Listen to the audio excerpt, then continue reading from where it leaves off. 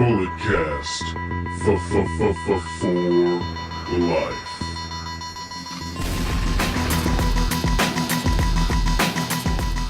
Hello, ladies and gentlemen. Welcome to the Bulletcast, the only sports recreational podcast that is simply just too sweet.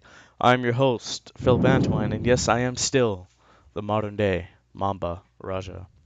I am joined in studio by Mr. No Days Off, Canadian Destroyer Brandon. How's it going, guy? I'm going great. See, no days off, even on Sundays. We are Twice on Sundays. we are in the home of the modern-day Mamba Raja. The humble abode. The Where's Mitchell at?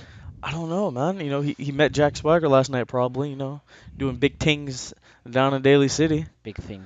I had some big tings with the California School of Lucha Libre. Shout out Jason Styles.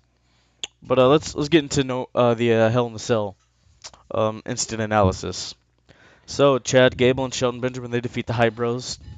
Good for them. We all saw that coming. I didn't watch it. They actually had matching gear this time. Shout out to Benjamin and Gable. I mean, they've been off for a month now. They should have enough time to pick out some matching The clothes. singlet matches the trunks. I'm proud. Now let's talk about the highlight of the night. Ladies and gentlemen, the Usos really making the Usos penitentiary when they defeated the New Day in the Hell in the Cell for the first ever tag team title match and become 5-time WWE Tag Team Champions. I mean, I called it, and both of you guys say New Day was going to win, and I had faith in the Usos.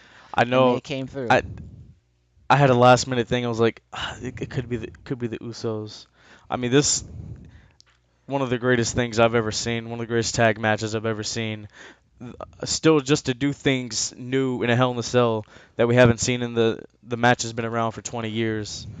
That's unbelievable. I mean, the SmackDown tag division is just so weak at this point. It kind of just makes sense for them to just, bounce the titles back and forth. Even though that's not what I like, but Usos can win. I don't like it. I don't like it either. But with the Usos and the New Day, I'm kind of fine with it. I mean, the only other real competitors is Gable and Benjamin, so it makes sense to put on the Usos and then maybe have the Usos beat the New Day and then they can go into the feud with Gable and Benjamin and actually give them TV time, which they have not done at all. It's a shame. It really is. I enjoyed. What else did I enjoy? I like the spot where they trapped in one of the Usos. Yeah, with the kendo sticks, that was unique. Mm-hmm. Then they beat Xavier like a runaway slave. You can say that. I can't say that. You know, the Usos, they may go in the Black Power ranking. I don't know. I mean, goddamn. I mean, they were whipping them. Oh, man, that was a penitentiary. They had on the prison orange or red, whatever. They were in red. Yeah.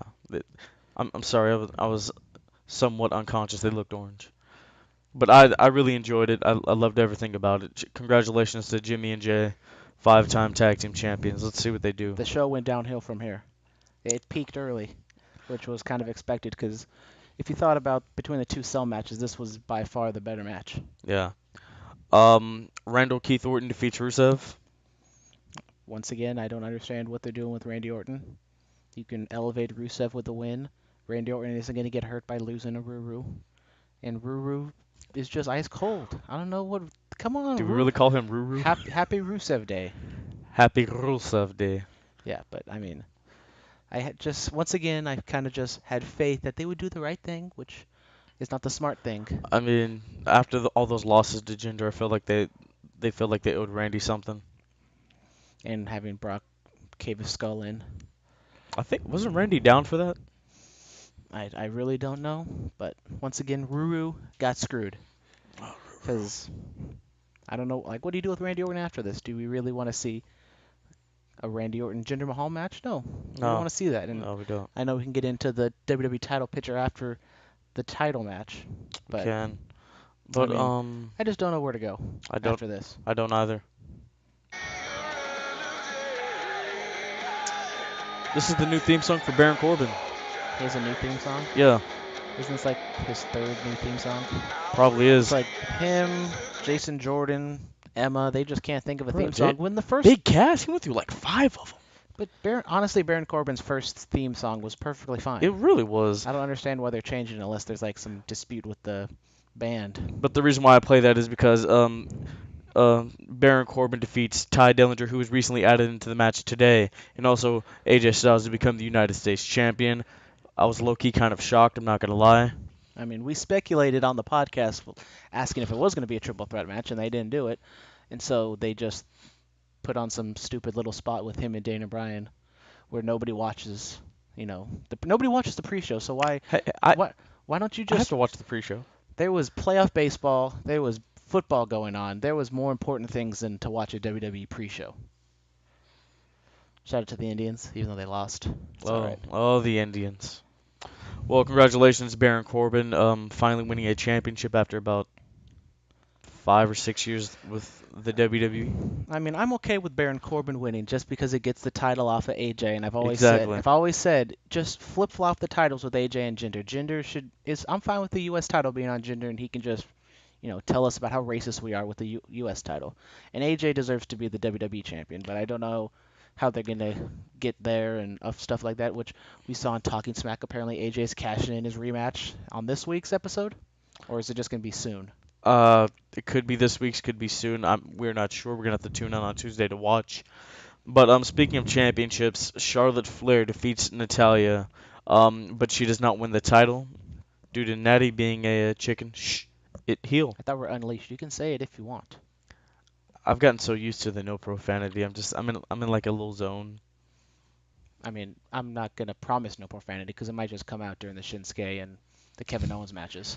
Oh I'm god. just saying. Oh god. It might get raw and unleashed. Oh, real raw and uncut. Shout out Stone Cold. Mm-hmm. Ooh, baby, I like it raw.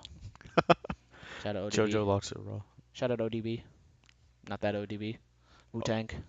All Wu-Tang right. having his bitch. Thoughts on the Natalya and Charlotte match? Once again, like a lot of these pay-per-view matches, they've just been fine. Nothing too special. Charlotte worked over the knee a lot, so I was thinking maybe she was going to win and then have Carmella come down and cash in on that knee, kind of like what Ziggler did with Del Rio. But they didn't do that. They just build up to some big backflip spot like they normally do with Charlotte, and then which didn't even look good. She didn't really hit her clean. She kind of landed to the side of her. Yeah. And then Natalya gets Natalya, she could have moved over a little bit if she wanted to. It's the whole thing. Yeah, whatever. But Natalya takes the chair and rams it into Charlotte's knee, and then gets the whole DQ thing. So that just pushes the title match down onto the road, down on the line. This was the 11th match between Natalya and Charlotte has won 9 of them. Good for her, Mr. Statman over here. Hey, Stat Guy Phil. How you doing? Make a shirt of it. Making sure of it. Fashion Files return. What do you think of this? It was a whole lot of nothing. Yeah. They basically said they solved the case, but they didn't say how they solved the case or who it is. And then it was very confusing. And then now it was a whole bunch of. And now they did a Pulp Fiction tease, and now they're going to be Pulp Fashion on Tuesday. Hopefully that one doesn't get canceled. But I mean, I enjoy the Fashion Files just because of their delivery alone, even though what they're saying is just dumb. Yeah. But I wish they turned this into a wrestling type gimmick. But once again, the tag team division on SmackDown is just so weak. I mean, I'm trying to think. Just combine the two tag team divisions and just make a really good division. Should we get into that sometime on the regular episode? Should the tag division be on like Raw and then the women's division be on SmackDown? I mean, we don't need to put it on the podcast. We can talk about it right now because I think that's a best idea. That's a great idea. Or we can record another one. Who knows? Mm-hmm. Just to give you a little tease, just a tip. Anyways, just have the tag team match. Just have the tag teams on one show and have the women on the other show because the SmackDown division, there's only like 6 people in there. 6 women, yeah. Then Raw, they have like 11 if you count like Dana Brooke, Alicia, they're getting Asuka. Summer, and they're getting Asuka. Paige should be coming to SmackDown and then soon. Nikki, she's dancing with stars, And you know what? I've been watching that. She did a 50 Shades of Grey dance this week. Oh, it was some good stuff. Perfect 10 over here. 10. Shout out to Dillinger. But ladies and gentlemen. Oh boy. This is when it gets unleashed right here. It's no bueno. I don't understand what they are doing to Shinsuke Nakamura, having him basically lose clean to Jinder Mahal. Set it up for me. I don't know, dude. You have no words. I mean, there was a point where I thought Shinsuke was gonna go over. I'm not gonna lie. I got kind of excited, but I mean, when they do those finishers right next to the ropes, they're gonna grab. Was this match better than the one from SummerSlam? I mean, they're just neither one of them were memorable matches. But which one was better? Come on. It's like I think this one was better. Jinder, he was bumping better. He felt more comfortable in there with Shinsuke a tad bit more. I mean, have they been working house shows together? Yeah. So I mean, obviously, if you keep on repetition, you should be able to Or have some some sort of guys could match. just get in there and it could be magic. I mean, You know? yes, this is just baffling to me to why they keep the title on Jinder. Well, they're going to India. I I said mean, this on was Friday. I the only? Did you notice that it looked like there were some empty seats at a pay-per-view? It looked like there were some empty seats there in a new building.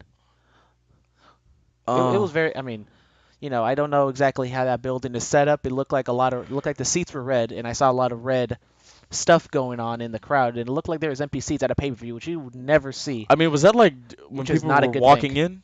No, this was just during the show. Like they would do the overhead shots, and it just looked like there were empty seats. I mean, if you were there and you saw the crowd and you beg to differ, Oh my God. you could email us. And this is just another thing about the Jinder Mahal push. Ratings have gone down, attendance has gone down. Yeah. It's just not working. No matter how many people are in India, which I've said this a million times, you don't need an Indian to get over in India. Jinder Mahal or Shinsuke Nakamura or John Cena, any one of those guys can get over if they're a great wrestler and get pushed. Yeah. I mean, the gender thing, maybe, because the push, it really did come out of nowhere.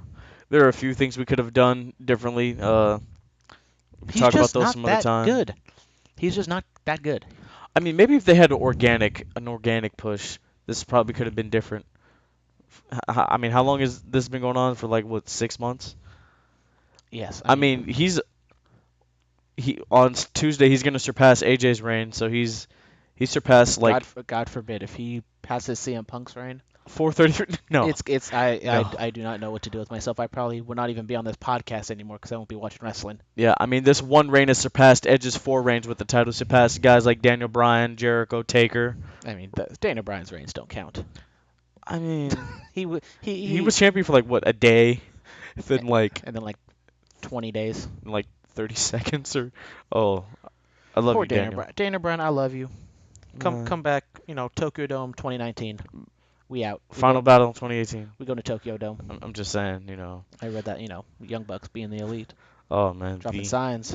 the elite, the elite. Okay, but I mean, the match itself, once again, it was okay. When you see I'm starting to cool down on Shinsuke, which is not a good thing. Which I saw Mitchell's tweets. He talked about it, how, this just isn't good for Shinsuke. It's not. Losing, the Mahal boys, whatever the hell their names are called. Singh brothers. Yeah, they were just, they were doing their thing and distracting him, and then the referee tossed him out, and then Shinsuke hit him with the Kinshasa, but then Jinder Mahal got the ropes, and then, he hit his stupid little finisher, whatever the hell it's called. Coloss. Yeah, it's a colossal piece of shit is what it is. Oh my God. Hot takes. But anyways, Oh God. I mean, Shinsuke just basically lost clean to one of the worst wrestlers on the roster, which is your top wrestler, which is never a good thing. Put the title on AJ, and if you have AJ versus Shinsuke at WrestleMania or even the Royal Rumble, because I know they want to have John Cena break the record, it can be just miles better than what they've done with Jinder. The quote-unquote record. I don't think it's been this bad since like Sid Vicious was champion in like '96. And it doesn't help that the other champion, isn't even on the show that much. Brock Lesnar just became the longest reigning Universal Champion of all time. 189. I mean, he's only the 4th champion ever. Good for him. Shout out Brock Lesnar. And he's holding that thing till WrestleMania when Roman Reigns comes and takes it from him. Oh. Which I've been calling since I've been on this podcast. Big dog. I am sticking to my guns on that one. Sticking to the guns. The glorious Bobby Roode defeats Dolph Ziggler. Great entrance by Dolph Ziggler. I loved it. No entrance. Just like the old days. Back in the day, back in the 20s, they didn't have no ring entrances. They just would come out to They the didn't ring. have music or anything. They just come out there, Yeah, I mean, Dolph Ziggler being a badass, and then what happens? He loses. Of course he loses, because he's Dolph Ziggler. He always loses. What's his excuse this time? The tights. It was his braid. His braid was too tight. He couldn't think properly. His hair was dry. There wasn't enough moisture up there, But they basically continued the feud with they did a roll up, and then Ziggler hits him with a zigzag right away, which means Glorious is gonna get some revenge on Ziggler, and then Ziggler's gonna walk out of the company because allegedly he hasn't signed a contract and it's coming up. New member of the Bullet Club. I I hate to see Dolph leave, but that might be the best thing for him. I love you, Dolph Ziggler. I know we probably will talk about it if the day comes of what we would expect Dolph Ziggler to be on the indie scene. Can he just come to APW so I can meet him? Good, I mean, whatever. Cow Palace. You go for it. I I'm know. not the biggest Ziggler fan. I was big Ziggler fan in 2013 when he cashed in. Oh man. I have a Dolph Ziggler shirt. I cut it up like a tank top just like him. Total douchebag and shit like that. But I mean, I've cooled off on Ziggler. Douchebag, Ultimate Warrior. Douchebag alert. Let's just not. I saw the commercial for the breast cancer awareness, and I just turned the channel to watch the baseball game. I wasn't gonna get angry. Oh god. The final match of the night: Kevin Owens defeats Shane McMahon. What are your thoughts on this? What are your thoughts on it? You like Shane O'Mac? I like Kevin Owens? I enjoy Shane O'Mac. Here comes the money. Does Shane O'Mac deserve to be in a wrestling ring, going basically 50-50 with a Universal Champion? The second longest Universal Champion ever? I mean, I've said this time and time again. For not being like a traditional wrestler, Shane McMahon has put on some of the greatest performances I've ever seen. All he does is fall off stuff. Exactly. Which is not a great performance. Exactly. Honestly, it just takes you out of the moment. I mean, go back to the thing he did with Kurt back in the day, like 01, King of the Ring, getting thrown through some glass, going toe-to-toe for a little bit. But at that point, you don't think of, oh, man, this is a great match. You're just like, I hope the man is okay. I hope he's not dead, especially during that Kurt match when they didn't go through the glass properly and he had to throw him like 3 times and he fell on his head. You could clearly see he was knocked out, and you're like, okay, Shane, just stop. You're a millionaire. You don't need to be doing this stuff. I don't care what. They really don't. What kind of thrills you get from it? Just go skydiving or bungee jump. You don't need to be falling on your head. Yeah, but the whole thing with Shane, I understand why he could go 50-50. Not that he's somewhat in charge of the thing or whatever. The judo, the martial arts, and all that other stuff that his punches he does. are horrendous. They look terrible, but they land flush on their face, which is bad. They look bad, but they actually hit them. What's worse, Shane's punches or Naomi's kicks? Naomi's kicks. Naomi's kicks are atrocious. Come on, Naomi. They're like little basically it would be like the young boys just hitting feathers on your thighs or something with kicks. I mean, you don't have one of these for Naomi? Dead ass. That's all that, I'll just leave it at that. I'm not hating on the woman. I'm just hating on the kicks. Oh man.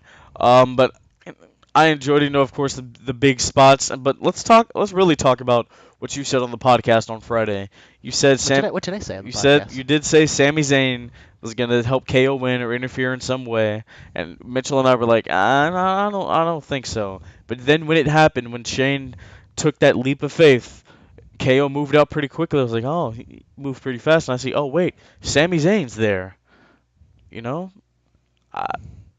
to toot my own horn, but toot. Shout out Arn Anderson. Never trust Arn Anderson. Do you want me to get a horn? Tosh versus Arn Anderson. Arn Anderson's scared of Tosh. He don't want none. Oh man, this is another topic for another time. So what'd you think of the match? It just had a long, they were on the top of the cage for a long time. They really were. They could have the match ended 8:30 local time. Yeah, so it's a 3.5 hour show. The match started. I don't know if you have the official times, but that match just felt like it went on way too long. It did feel like it went on way too long.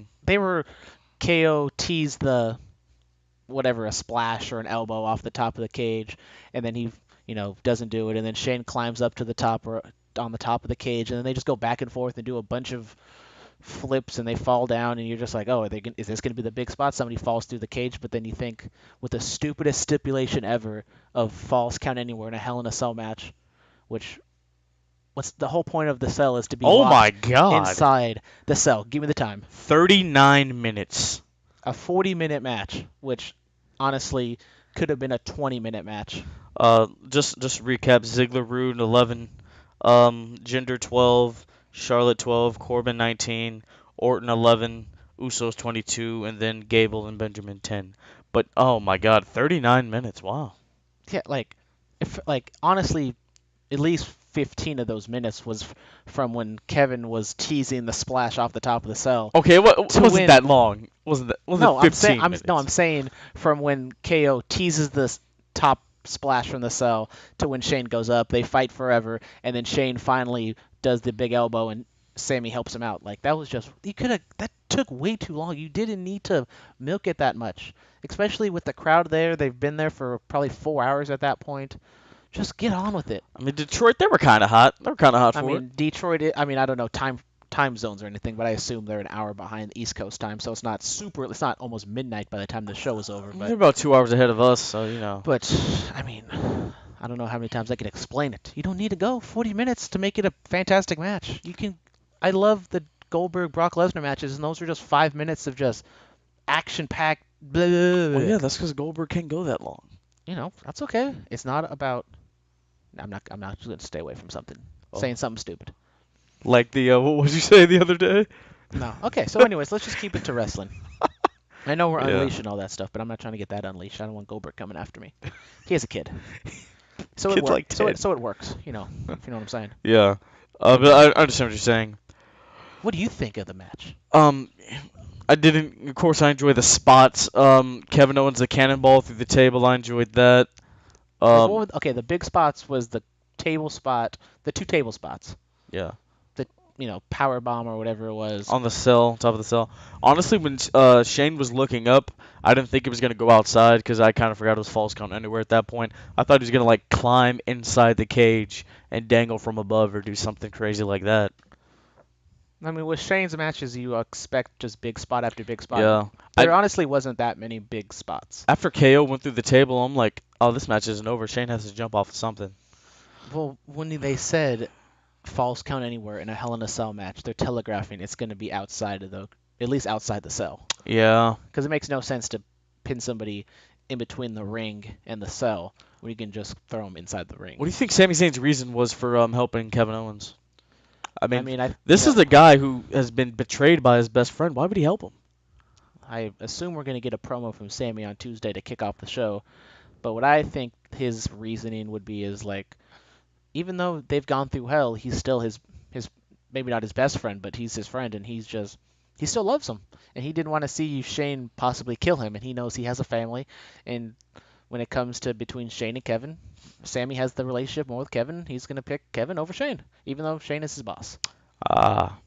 Sami Zayn, if you think you're gonna get something good out of this, well, Well, I'm afraid I've got some bad news. yeah, All right, but had to play a different liner. All right. Any other thoughts about this match or this card? the match, just 15 minutes to 20 minutes would have been perfectly fine. This match was dragging for forever. Just get to the point already. All right. Just Grade. jump off of something, Shane. Grade. What grade do you give this pay-per-view? I think I give it a B minus B. Yeah, B. Maybe a B. it's about a B. Yeah. A weak B. I mean, Usos, that's A plus. But yeah, this gets a B. I mean, I feel like it's just the same thing over and over again with nothing's terrible, but nothing's great either. Like nothing just gets the people going. You know what I'm saying? I mean, well, the first match, it got everybody going. That was about it. I know, and they brought it that match. I assumed it was going to be the first match, and I just like. What do you think is the most underrated match on this card? the most under? I mean, U.S. title? probably just the tag team match because it was probably the best match of the show. I'm saying like besides like we obviously know it's the best match. But, like what was really underrated that you thought was good? I didn't think anything was that spectacular. Like that's the problem with these shows is just nothing is great, and it was fine. I mean, I honestly missed probably like the first 5 minutes of Kevin Owens and Shane because I knew nothing was going to happen until the very end. So I was just watching the end of the baseball game, and then I switched it back and I was like, oh, they're just stomping mud holes in the corner or something, and I don't see any tables broken or anything. So obviously I didn't miss anything. Stomping mud holes and taking names. All right. Any other thoughts about this Hell in the Cell? Little Caesars Arena, new arena there in Detroit. It looked very nice. Can't wait till San Francisco, the Warriors get their new arena. Hopefully you guys WWE can bring some pay-per-views our way. Man, please. I mean, San Jose is cool, but I'll take a trip out to Frisco, or just run the Cow Palace again, Cow Palace is just old and it just doesn't have enough people, and they like to be WWE likes to be in the new fancy places to be like, oh, this is like the first time we've ever been here, because I know the Little Caesars arena's only been open for maybe a couple weeks or a couple months now, so Yeah, good for them. good for them. All right, any other closing thoughts, comments, remarks, questions? Anything else? Give me that Becky. Where's Becky Lynch today? I don't know. Becky Lynch. All right, with all that being said, we all know there's only one way to end this podcast. And thanks for being the elite, the elite. Break it down, the elite, the elite. Break it down. Block it out, block it out, block it out. Goodbye and good night. Bang. Bulletcast for life. This has been the Bulletcast. Thank you for listening.